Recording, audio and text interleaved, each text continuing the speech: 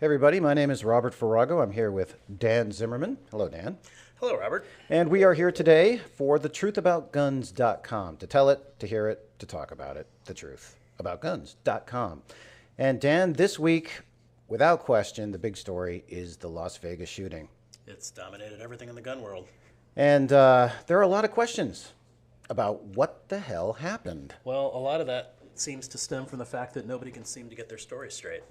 Well, let's see. We have three timelines, right? The first timeline that the Las Vegas Clark County Sheriff's Office released was that the shooter was shooting.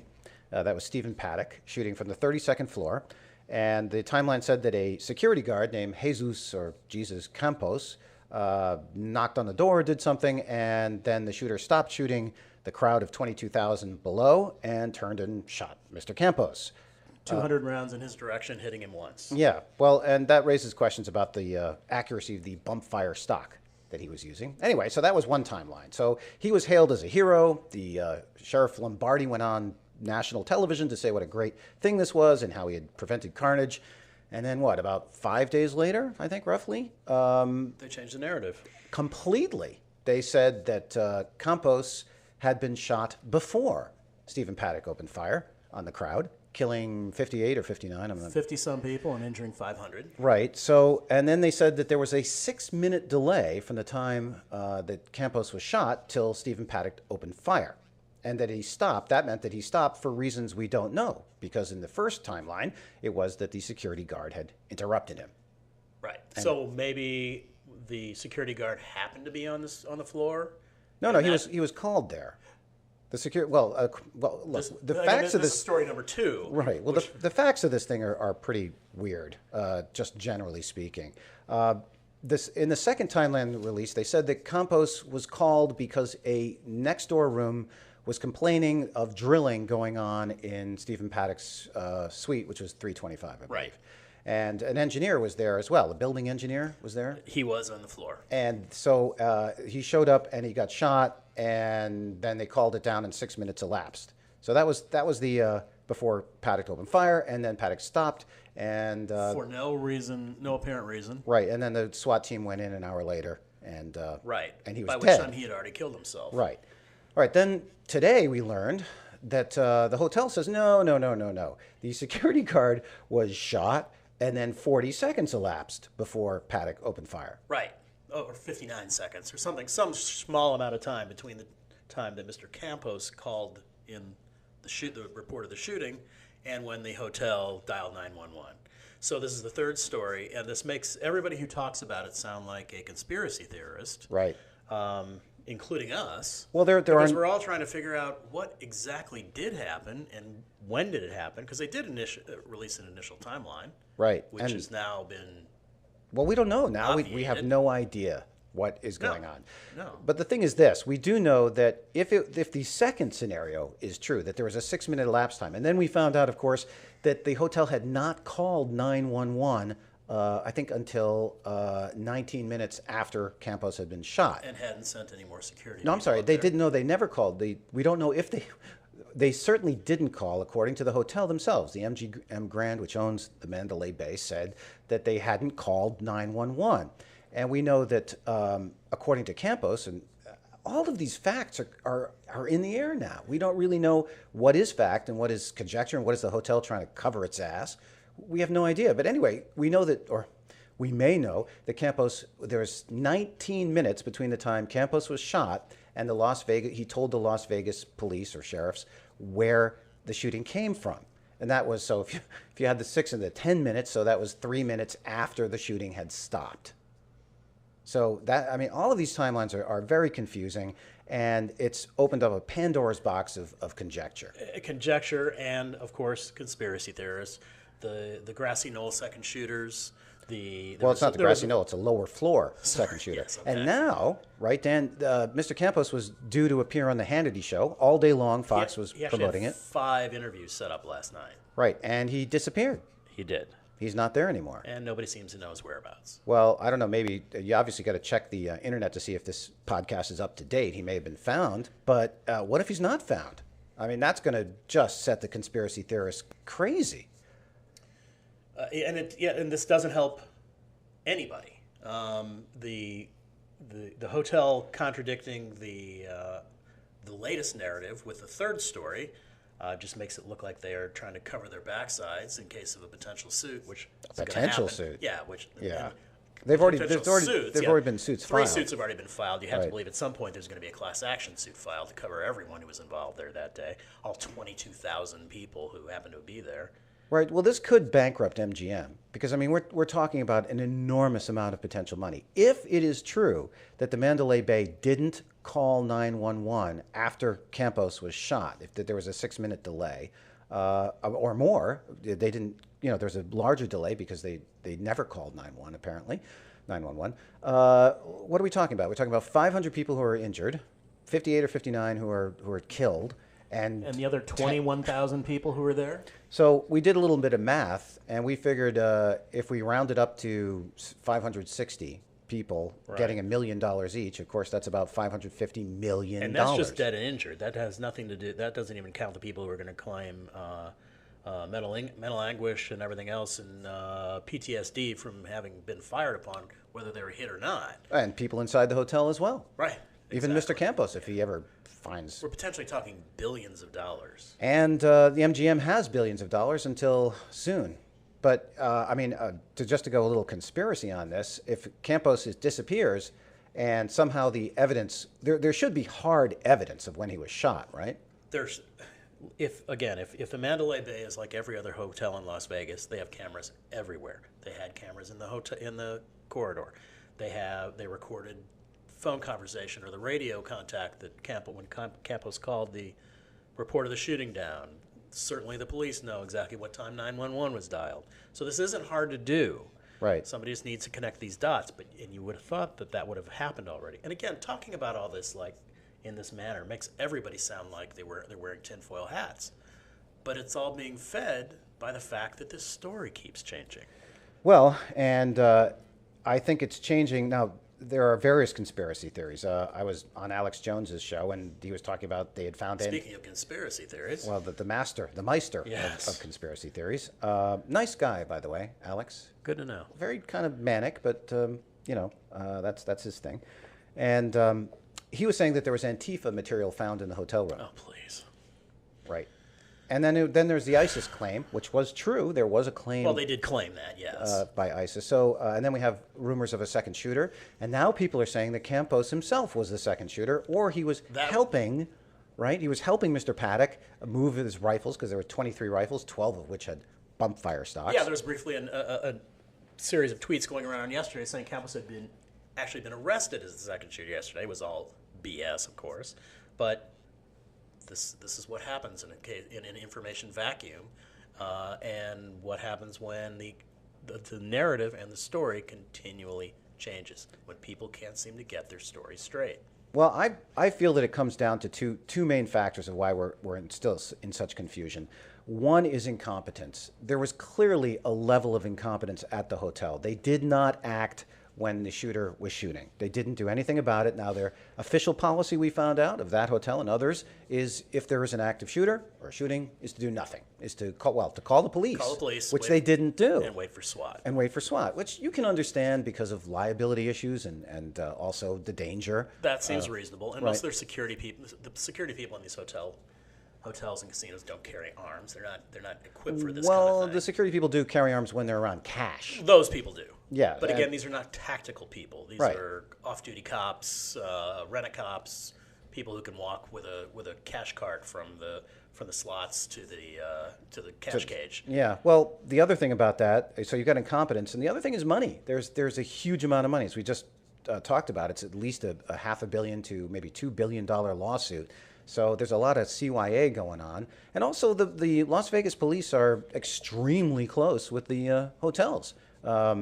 They probably, this is conjecture, but I would assume that there's some overtime, that they hire the police officers, which may double or triple their salary. There may be comps, free hotel rooms, hookers and blow. Who knows?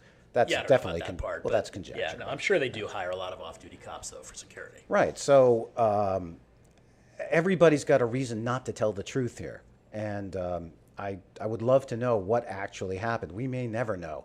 And it'd be very interesting to see if Mr. Campos ever shows up again.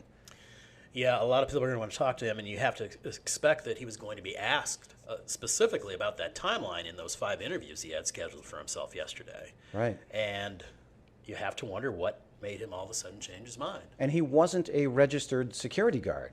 Apparently, if you again going by the most recent media reports, he was not or licensed or certified or whoever does that in Nevada. He wasn't among the accredited.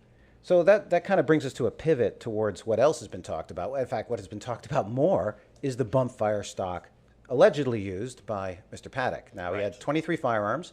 12 of them had bump fire stocks. Yeah, so he spent a lot of time carrying a lot of firepower up to his room that he probably never had a hope of using. Right. Let's talk about motive here. Okay. Why did he do it? That's again, we're engaging in pure speculation because nobody knows. The obvious thing to say is he was crazy. Right. Now we know he was on Valium.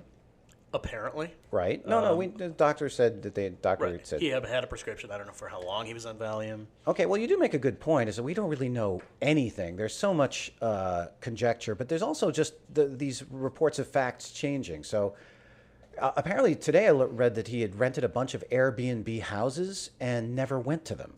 Oh, I hadn't seen that. Which, what does that have to do with anything? I don't know. Probably nothing. But why would he do that? That's kind of odd behavior. And he had And wait, here's the thing. They took him, Airbnb has a kind of blacklist, right? So if you do something weird or strange, they won't rent you again. Yeah. So he was on the blacklist and off the blacklist, on the blacklist and off the blacklist. And Airbnb said they never talked to him. So why did they take him off? Okay, let's say they took him off because he didn't show up, which is fair enough, right? Or he trashed the place. Right. Well, no, he didn't trash the place. They were untouched. The beds weren't slept in or anything. Oh. So why did they put him back on without talking to him? Yeah, or did they talk to him? You think he would have had to appeal the decision? To get I don't know. and again, what does this have to do with anything? Well, that's a good. It would be nice to know who the shooter was and why he started shooting. And he had a remarkably thin social media footprint as well. He also had 16 transactions of over $10,000 each in the weeks leading up to in the hotel casinos. Right, he'd won him a lot of money apparently. Did he win that money? Did he lose that money? What were his financial records like? If you listen to his brother, he won all kinds of money. But who wins money in Las Vegas? I'm sure somebody does. Yeah, the casinos. Very good at what you do. Come on, the card counters maybe, but they get kicked out. I mean, when you play in Las Vegas, you lose money. So was gambling debts the reason why he went crazy? And if so, he'd been planning this thing for weeks, apparently months. He scouted out other locations and stuff like that. He apparently wired money to his girlfriend in the Philippines, $100,000. Apparently, he had visited. I think it was the Philippines and the United Arab Emirates. He was there, so there's that. I had not heard that. Yeah, the ISIS thing. Anyway, so back to bump fire stocks. The NRA says that the ATF should ban them. Basically, the ATF. No, the ATF not should ban them. Make them regulate them. Right, make them in a national. The assumption is they didn't say it outright, but they should make them a National Firearms Act item. Restricted item. Right. Exactly. So that means you would have to have your sheriff sign off and that was the position they came out with after our friend Dianne Feinstein came out 3 days after the shooting with a bill in the Senate to not only ban the manufacture and sale of bump fire stocks, but the possession of bump fire stocks. Which would raise all kinds of very, very thorny questions of little how things like the Fifth Amendment. Well, the takings clause as well. Or is that in that the is Fifth? The Fifth No, Amendment. sorry, my bad. Okay. So the point being that if it's a felony retroactively, which is a very bad precedent for the government anyway. Here's the thing: it was perfectly legal, you bought legally, and now it's illegal. Well, but both bills, her bill and then the House bill as well, have lead times. I think one is 180 days, one's 90 days, during which, assuming it's signed into law, owners of bump fire stocks, I assume, would then have time to either turn in or destroy their bump fire stocks. They'd have to prove that they destroyed it, wouldn't they? Or I don't see how you do that since nobody knows who bought them. They've never been registered. Under the Fifth Amendment, they'd have to be compensated. The government can't just take stuff away, right? Good luck getting that done. Yeah, but I mean, who's going to write those $200 checks? I don't know. But also, if you're in possession of these things and you're a felon, you can go to jail for owning a piece of plastic. Yes, you can. a piece of plastic And lose your gun rights. and lose your gun rights. A piece of plastic whose function you can replicate with a belt loop. Or a rubber band. Right. You can do bump Right. fire with or your. a really good practiced finger like Jerry Mitchell. Well, you can't exactly get the rate of fire. No. And then the Feinstein's bill talks about rate of fire, so that would put Geisley triggers. Both bills do. Both bills talk in general terms about anything which is designed to increase the rate of fire. And you could argue then that a binary stock or a binary trigger could do that. You Right. could say that any drop-in trigger that is designed to be more easier to shoot. What about a lighter bolt? Possibly, maybe Right. a lighter bolt carrier group or something Yeah. like that. There's all kinds of ways this thing could be abused. Right. So we don't like those bills, and the NRA doesn't like those bills, but apparently the NRA likes the ATF all of a sudden. Well, The ATF. I know who Go ahead. they once Let's- referred should to we- as jackbooted thugs. Right. However, Accurately referred to as jackbooted thugs. However, given the position they were in, they felt that they were between a rock and a hard place. They knew they didn't want a law, especially the law that, as written by Senator Feinstein, and then now in the House as well, sponsored by 10 Republicans. So they knew they didn't want that, so they probably figured that their best course of action was to oppose that and suggest that the ATF, in their words, do their job. Yeah, but they're suggesting the ATF didn't do their job, which the ATF did do their job because the bump fire stock is not a machine gun. Yeah. And it doesn't increase, it's one trigger pull per round. Exactly. Which makes it a semi-automatic firearm. And the ATF has said that we could not find a way under current law where we could outlaw a bump fire stock. Therefore, they approved it, which is why they've been for sale for 6 or 7 years. And then the NRA says it's the Obama administration ATF that's responsible for this horrendous Yeah, thing. that was a nice bit of But deflection. what about the NRA saying that we want machine guns, that America should be able to, and what happened to all that? Years ago, they said, we want to put fully automatic machine guns back in the hands of law-abiding Americans. Well, that's all under the bus now. So they've basically given up and ceded the idea that the government should be able to tell us what type of firearms we can and cannot own. Yeah, they've clearly drawn a line. Automatic fire or anything that simulates automatic fire is apparently beyond the pale now. I don't remember the Second Amendment saying anything about, you have the right to keep and bear arms except fully automatic firearms. Yeah, it's pretty clear in what it doesn't say.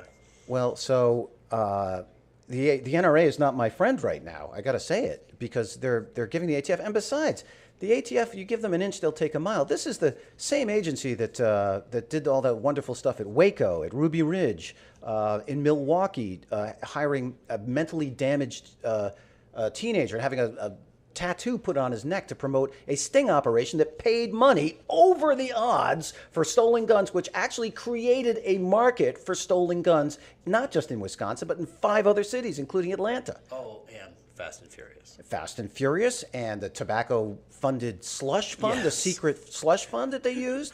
And what Black about market that? cigarettes, There yeah. was a top agent who had some sort of glory hole situation as well. This is not a great agency if you're a gun lover. And for the NRA to literally, well, not literally, but metaphorically get in bed with the ATF, that's I think I wrote in one of my articles, it's like giving a 13-year-old a bunch of coffee and tell them to sit down and take a math lesson. I mean, these people are going to go crazy. They clearly thought that was the best of two bad options. Do you think they should have stood on principle? I think they should have, but I don't think they wanted to go on the weekend talking head shows and say, no, we're against all regulation. This is a legal item, and it needs to remain legal. The video that came out of that night, where you could clearly hear what sounded like automatic gunfire down in a crowd of 22,000 people, they clearly made the judgment that was indefensible. So they're going to give the enemy power over gun owners. Yeah. Yes. And you hate to make the slippery slope argument, but Well, there it is. There's the slippery slope argument. Yeah. Well, we've got just a few seconds to wrap up our first podcast, which is just going to go 20 minutes. Dan, what gun did you fire this week? I didn't fire a single shot this week. Okay, well, Been way too busy creating content. All right. Well, and thank you for that. And I shot the new Smith & Wesson M2.0 Compact, and we'll have a full review of that. Thanks for listening to this podcast. We hope to do this on a regular basis. Let us know if there's anything we should cover or anything we shouldn't. And send an email to thetruthAboutGuns@gmail.com. And thank you for listening.